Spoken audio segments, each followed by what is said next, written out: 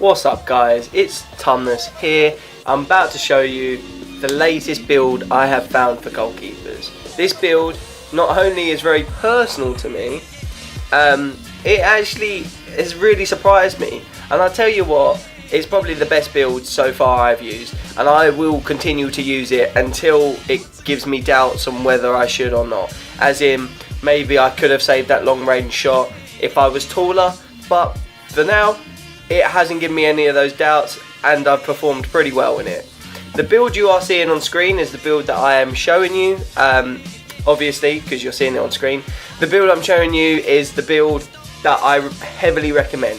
I know it's weird, not a lot of, or the previous FIFAs, you went taller, the taller the better you were. You know, it always was height, 6'5", 6'6", 6'7" if you could. It was never about being small and agile. And I'll tell you what, I tried many small builds out, some really weird ones like 5'11" and stuff. 6 foot is perfect. I have seemed to make any save outside the box relatively easily. Inside the box, you're small, you're agile, you're good, you can able to get saves, you're pretty quick as well, so a lot of crosses you tend to just get locked on for and you win them all the time. One-on-ones, you're pretty stable. I mean, you're small, but you're never going to get beaten, you know, unless you flick wrong. I haven't found any weaknesses in this build so far. Usually when I use a build, I'm like, oh, okay, I'm not going to be able to save this, blah blah blah, I'm not going to be able to save that. Due to this build, I can't see any weaknesses if I'm honest. There's a lot of strengths, like I said. You get locked onto crosses and you save. You get every cross that you've come for, or you've been locked onto. One-on-ones, you're pretty stable with that. The only goals that I have actually conceded under this build are a volley from the penalty spot, which I'm not being funny. I mean, I flicked the right way, but it's a volley from the penalty spot. So I take it as you will, but for me as a keeper, I don't think personally I should have saved it. I know I flicked the right way and I do feel hard done by, but I don't think no matter what build I wasn't going to save it. But yeah, no, I heavily recommend this build. 6 foot, it works perfect. It's 189, it's what my height, not 189, 196, it's what my height and weight is in real life. So, you know, it's personal. I just randomly thought I'd try it out. I thought, you know what, I'm going to see what it's like to be me in a goal on FIFA, because I've tried it on previous FIFAs and it's not worked out just as you know, it doesn't work out. You're too small and you can't save it, which is stupid because whatever. I mean, I'm perfectly fine at saving shots in real life, so whatever. But yeah, I'm going to quickly answer a few questions that I saw. I do use tele-broadcast as my camera when playing as a goalkeeper.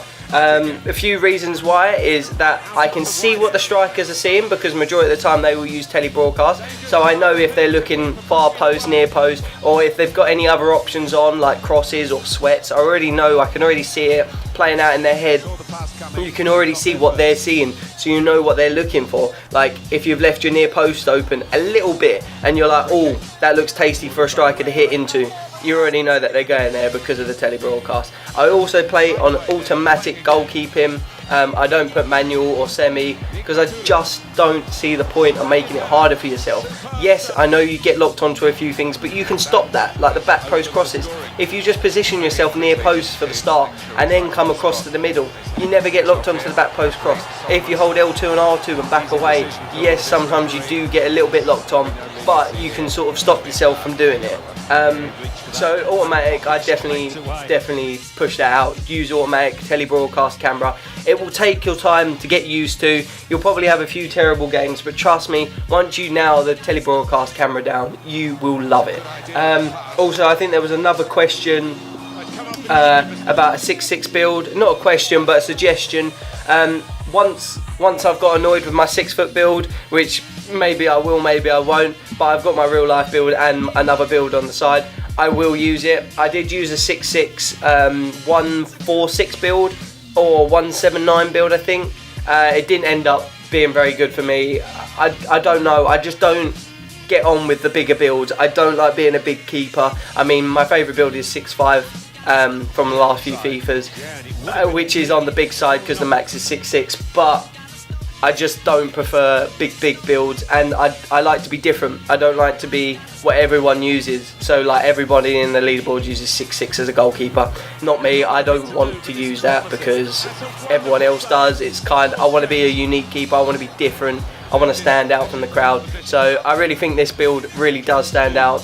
Not many people rock the small builds. So please try it out. Just give it a couple of games. You might like it, you might hate it. But if you've got any questions about goalkeeping, please leave a like. Please leave a comment down below. I will get back to you as soon as I can. It pops up on my phone when someone's left me a message, so I will respond.